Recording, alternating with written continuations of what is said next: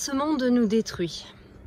Si nous n'apprenons pas à nous protéger, tout dans ce monde est fait pour nous détruire, pour nous fragiliser, pour nous faire tomber, pour nous épuiser émotionnellement, pour nous épuiser au niveau mental et au niveau physique.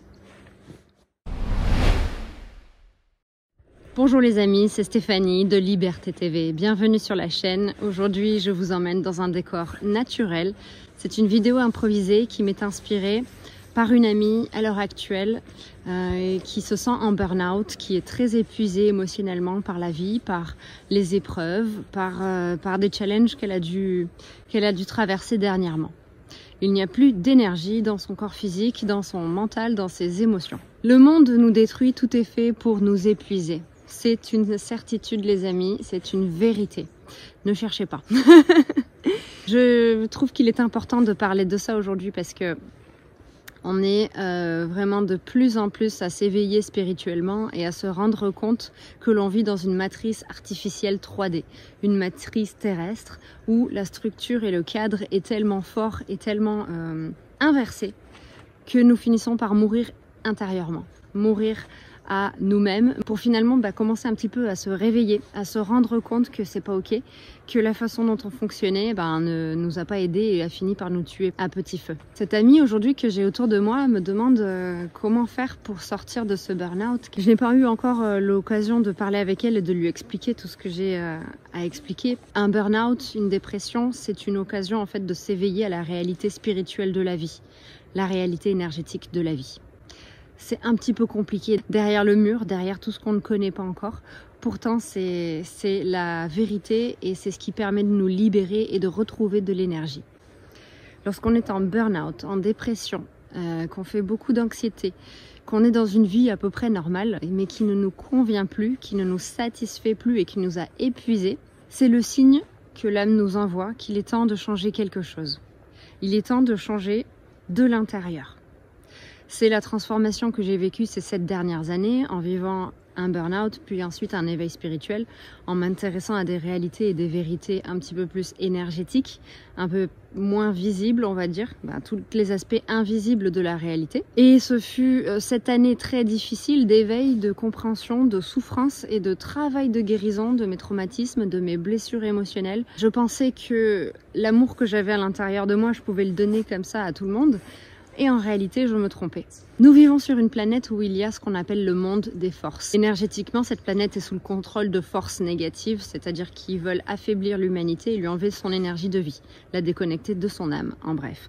C'est pour ça que nos fonctionnements nous mènent au burn-out et à l'épuisement, parce que la manière dont la société de consommation est construite, fait qu'on passe tout notre temps à l'extérieur de nous, à acheter des biens matériels, des biens, des possessions, pour nourrir quelque chose à l'intérieur qu'il nous manque.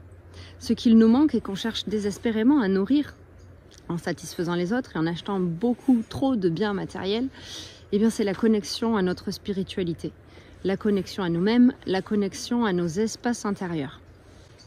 Et donc la connexion à notre âme et à des aspects plus subtils de la réalité.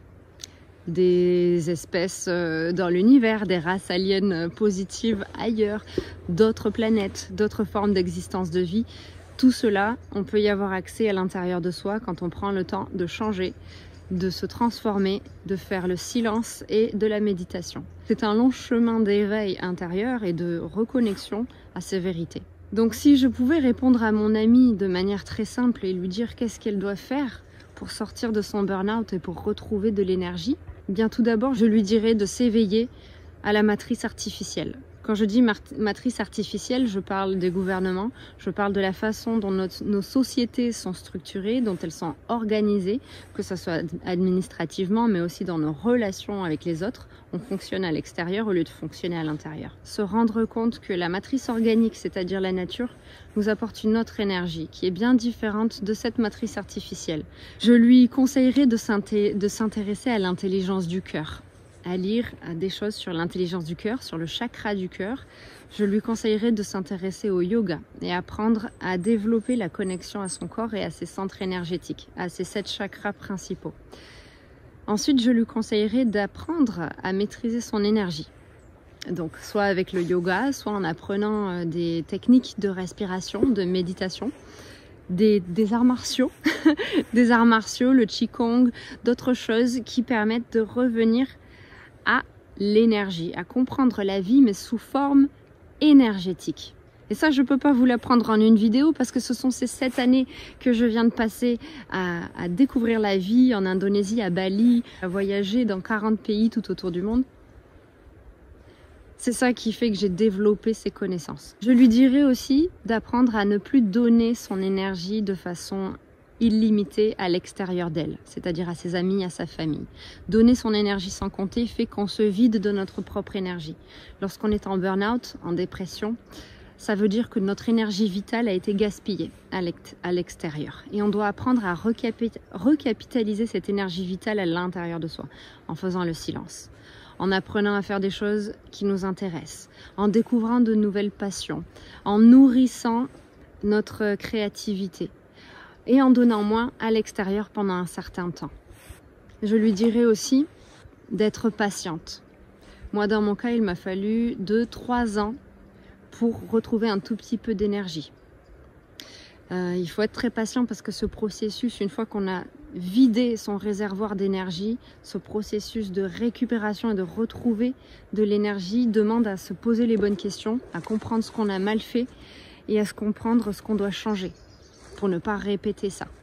Et pour pas rester bloqué, coincé dedans dans ce manque d'énergie, ce manque d'amour pour soi, ce manque de compréhension. Parce que ça crée de la perte de confiance en soi, perte d'estime de soi. Et après, on se retrouve bloqué, on n'a plus l'énergie pour remonter, pour faire des choses qui nous mettent en énergie et qui font qu'on a confiance en soi. Déjà, voilà, être OK avec le fait qu'il va falloir prendre du temps pour soi, ralentir et apprendre à fonctionner différemment.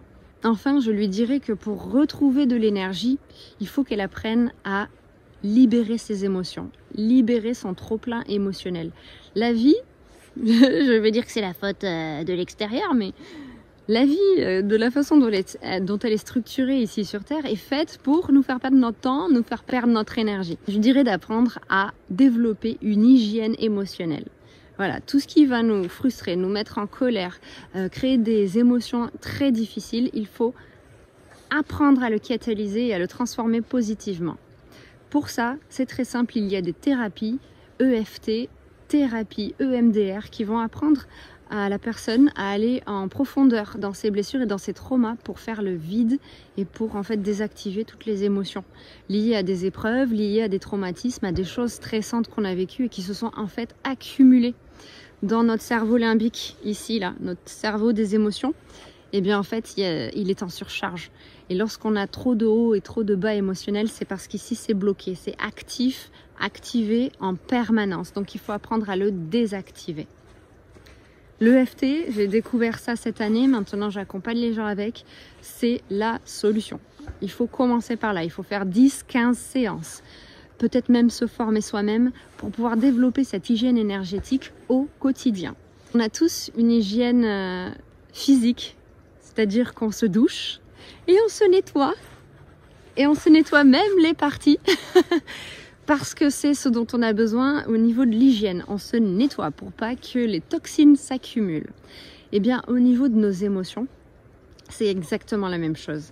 On doit avoir une hygiène émotionnelle tous les jours. Vider le sac tous les jours pour pas que les toxines s'accumulent.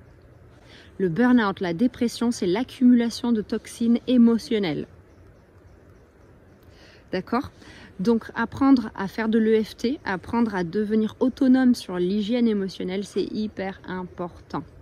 Être patient et apprendre ces nouvelles techniques, c'est vraiment la chose qu'on doit tous faire. Enfin, je lui dirais que pour aller mieux, pour retrouver de l'énergie face à ce monde qui est construit pour nous vider de cette énergie vitale, je lui dirais d'arrêter de faire des choses qui lui pompent son énergie. Dans un premier temps, pendant 2-3 mois, il faut faire table rase. Arrêter toutes les choses qui pompent l'énergie vitale. Et ça veut dire quoi? Ça veut dire déjà s'asseoir, prendre une feuille et un stylo et noter les 10 choses qui me pompent le plus d'énergie et être hyper honnête envers soi et noter ce qui nous vient. Et ensuite, je lui dirai, eh bien, tu vois, ces 10 choses qui te pompent de l'énergie, diminue-les au maximum et fais de chaque journée une priorité pour diminuer ces choses qui te pompent de l'énergie. Et je lui dirai de faire une liste des 10 choses qui la mettent en énergie, qui la nourrissent, qui lui donnent de la joie.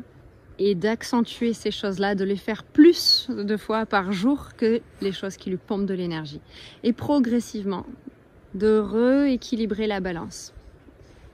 Je lui dirai enfin de se faire accompagner par une personne qui peut l'aider et qui va créer un espace sécurisé pour qu'elle puisse apprendre ces choses-là, pour qu'elle puisse déposer ses émotions et surtout qu'elle puisse bien s'entraîner à redevenir responsable de sa situation, des choses qui la perturbent et se remettre en tant qu'acteur, actrice de sa vie et non pas la subir à cause de ce manque d'énergie.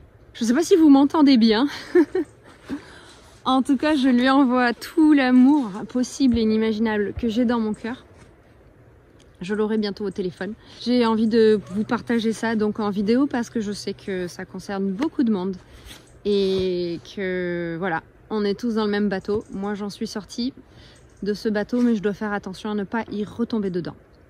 Une fois qu'on retombe dedans, c'est très dur d'en ressortir. Si on fait tous augmenter notre conscience des choses, de l'énergie, des émotions, notre conscience relationnelle et surtout de bien-être et de santé pour soi-même, on va faire remonter la conscience de l'humanité et progressivement faire changer les systèmes.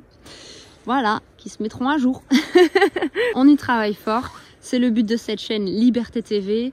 Ça m'a aidé à retrouver de la liberté. Maintenant, c'est à moi de vous aider avec ces inspirations du jour à retrouver votre liberté. Là, aujourd'hui, on parle de liberté émotionnelle, de liberté énergétique. Et les amis, j'ai ouvert l'accès membre à cette chaîne YouTube pour justement partager ces sujets, partager des vidéos pour vous aider à retrouver cette liberté. N'hésitez pas à regarder les 6 formules d'abonnement. Ça commence à partir d'1,99 € par mois. C'est pour vraiment connecter les gens ensemble, les Indigo Star Seed, les personnes qui veulent s'ouvrir spirituellement et qui veulent être accompagnées sur leur chemin de guérison et de libération. Je vous mets toutes les informations dans la description ci-dessous. J'ai failli oublier de dire que si vous avez envie d'être accompagné en coaching, en libération émotionnelle et dans votre chemin de libération de la conscience, bien sûr, je suis là pour vous. Je vous mets les informations vers des accompagnements de coaching ou des séances à l'unité. Voilà, s'il y a besoin, je suis là. N'hésitez pas. Je refais un très gros bisou à cette amie, je lui enverrai cette vidéo. Je vous embrasse très très fort. Buvez de l'eau, méditez, allez en nature et je vous dis à bientôt pour une prochaine vidéo.